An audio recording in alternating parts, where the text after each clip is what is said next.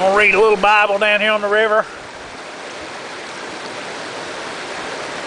I'm in Isaiah, coming up on chapter 32, the glorious future.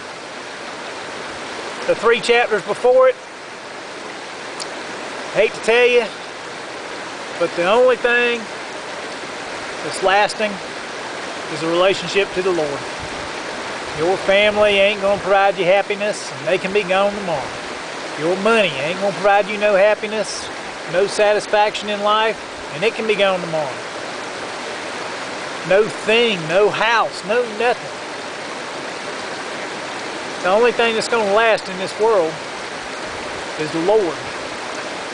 And all He wants from us is a submitted, personal relationship with Him.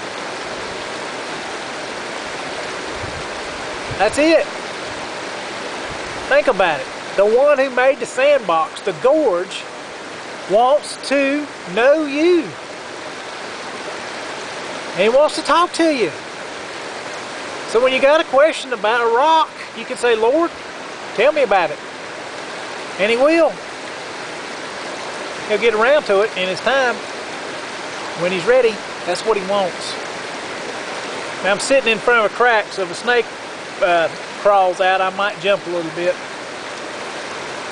But I'm at Isaiah 32. The glorious future. Behold, a king will reign righteously, and princes will rule justly. Each will be like a refuge from the wind, and a shelter from the storm. Like streams of water in a dry country, like the shade of a huge rock in a parched land. Then the eyes of those who see will not be blinded, and the ears of those who hear will listen. The mind of the hasty will discern the truth, and the tongue of the stammerers will hasten to speak clearly. No longer will the fool be called noble, or the rogue be spoken of as generous.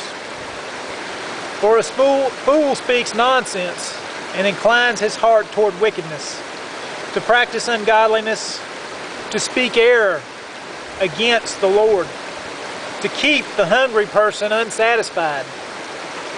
People are selfish. That part's not in there. They're only looking out for themselves. The only one looking out for you is your Creator. Where to get to? And to withhold drink from the thirsty. As for a rogue, his weapons are evil. He devises wicked schemes to destroy the afflicted with slander, even though the needy one speaks what is right. But the noble man devises noble plans, and by noble plans he stands. Rise up, you women who are at ease, and hear my voice. Give ear to my word, you complacent daughters. Within a year and a few days you will be troubled, O complacent daughters. For the vintage is ended, and the fruit gathering will not come. Tremble, you women who are at ease. Be troubled, you complacent daughters. Strip, undress, and put sackcloth on your waist.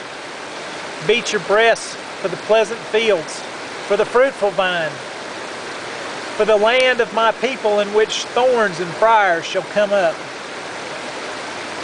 Yea, for all the joyful houses, and for the jubilant city, because the palace has been abandoned, the populated city forsaken. Hill and watchtower have become caves forever, a delight for wild donkeys, a pasture for flocks, until the Spirit is poured upon us from on high, and the wilderness becomes a fertile field, and the fertile field is considered a forest. Then justice will dwell in the wilderness, and righteousness will abide in the fertile field. And the work of the righteous will be peace, and the service of righteousness, quietness, and confidence forever. Then my people will live in peaceful habitation and in secure dwellings. in undisturbed resting places. And it will hail when the forest comes down. And the city will be utterly laid low. How blessed will you be, you who sow beside all waters, who let out freely the ox and the donkey. I'm going to stop at the end of 32. I'll probably read another one, but I won't film it. The Lord wants a personal relationship with each and every one of us. Hey, spider. He created that spider. He created me. He created you. I don't know if that spider's going to crawl across the camera or not. There he goes. Well, he don't know what to do. But God's holy. He's holy and we're not. And the only way that God can see us is through His Son, His sacrifice, His perfect sacrifice. There's nothing you can do to make yourself right. There's nothing you can say. There's no amount of money you can make, no amount of deeds you can do. What you got to do is you got to say, Jesus, I know what I am. I know I am a creature. I know I am not what you had intended. And ask Him in. And ask Him in to remake you in His image. I love that part in Genesis where it says, let us make man in our own image. He wants to make each and every one of us in His own image.